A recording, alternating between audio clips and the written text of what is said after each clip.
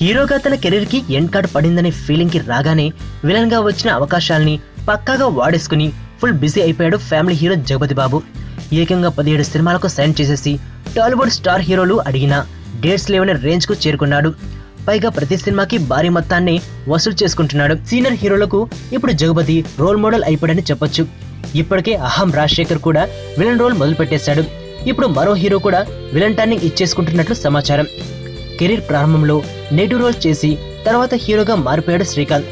25 ఏళ్ల పాటు హీరోగా కంటిన్యూ అయిపోయి ఏకంగా 100 సినిమాల్లో నటించేశాడు. ఇప్పుడు శ్రీకాంత్ ని సోలో హీరోగా పెట్టి సినిమా అంటే రిస్క్ మరియు శాటిలైట్ కూడా అంతగా పడకపోవడంతో సినిమాలు తగ్గిపోయాయి. అందుకే నెగిటివ్ రోల్స్ వైపు శ్రీకాంత్ కూడా కన్నేశాడు. త్వరలో ఓ తమిళ స్టార్ హీరోకు విలన్ గా కనిపించి షాక్ ఇవ్వనున్నాడని తెలుస్తోంది.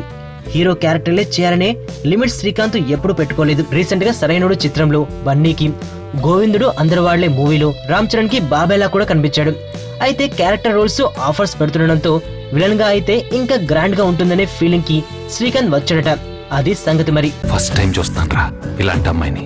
మనసుకు మనసు, జాలికి జాలి. ఏజ్కి ఏజ్.